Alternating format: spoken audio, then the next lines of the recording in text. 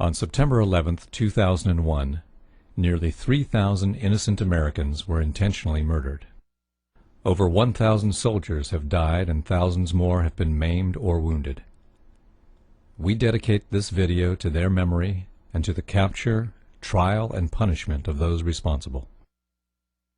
Please join us in a prayer or moment of silence in tribute to them. In its final report, the 9/11 Commission ignored the following significant facts and questions that conflict with that report's conclusions.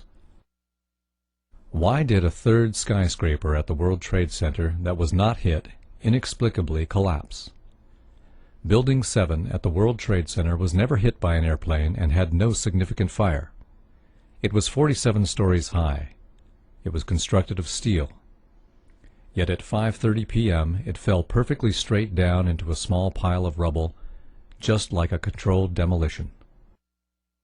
Why did the Federal Emergency Management Agency lament that the specifics of the fires in World Trade Center 7 and how they caused the building to collapse remain unknown? Larry Silverstein, the leaseholder of Building 7 who collected insurance of $7 billion, is on tape saying he ordered the New York Fire Department to pull it, to destroy the building with explosives.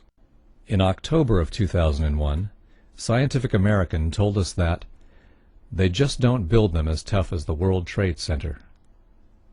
Considering that Meridian Plaza in Philadelphia burned fiercely for 19 hours yet never collapsed, how could the South Tower at the World Trade Center fall after burning less than 1 hour?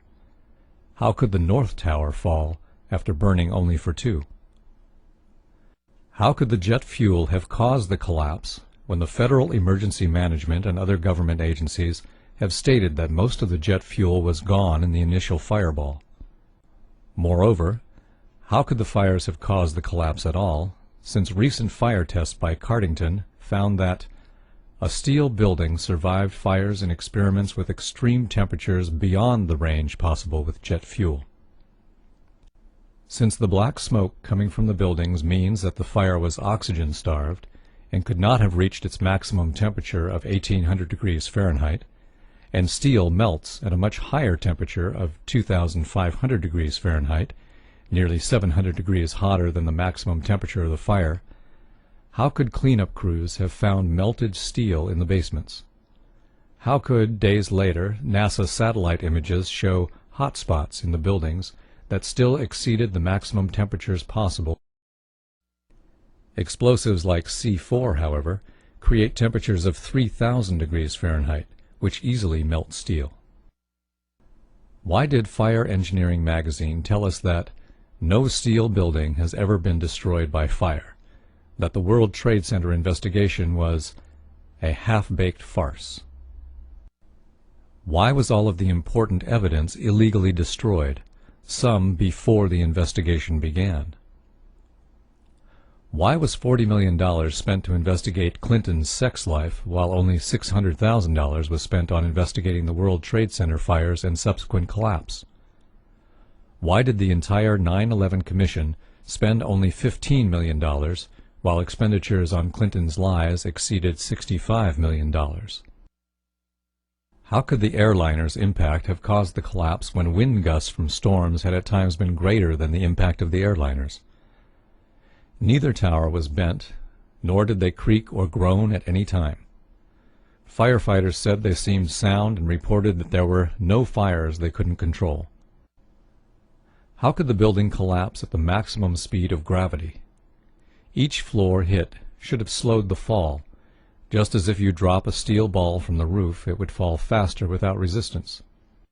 This couldn't have happened without explosives placed inside the structure.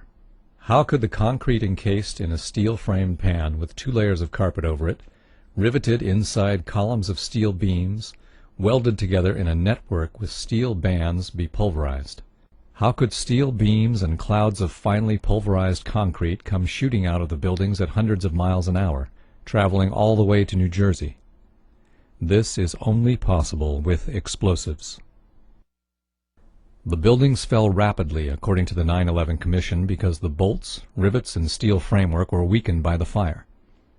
If so, Then how could the concrete be pulverized and ejected at high speed, since the force to do that is greater than the force needed to shear the weakened steel, bolts, and rivets?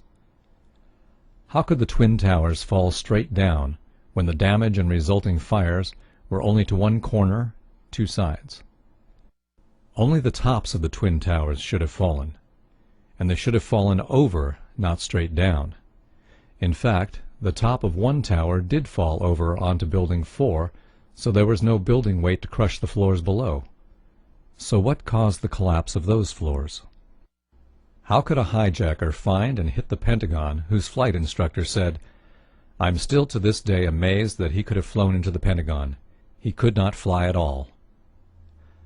How could a pilot this bad have the flight controllers comment, "The steep turn was so smooth, it's clear there was no fight for control going on"?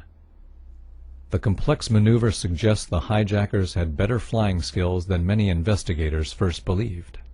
Why did NORAD fail to stop the attackers 4 times on September 11, 2001? 3 times after they knew the planes were hijacked and intent on mass murder. How could this happen when NORAD had successfully intercepted off-course and suspected hijackings 67 times during the year prior to 9/11, according to the Associated Press on August 13, 2002? Why did Condoleezza Rice lie that the U.S. had no idea that terrorists would use hijacked airliners when Richard Cheney was commanding war games on 9/11, chasing phantom hijacked aircraft? Why were our Air Force planes diverted from intercepting the real hijacked airplanes?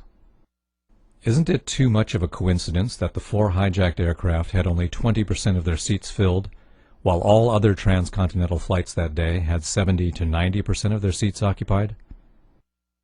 Why did the New York Times not publish the results of a Zogby poll which showed that 66% of New Yorkers want the 9/11 investigation reopened? This poll also found that 49% thought that VIPs in the government knew ahead of time and let it happen. Thus, the final report does or will not answer many important questions and has many inaccuracies.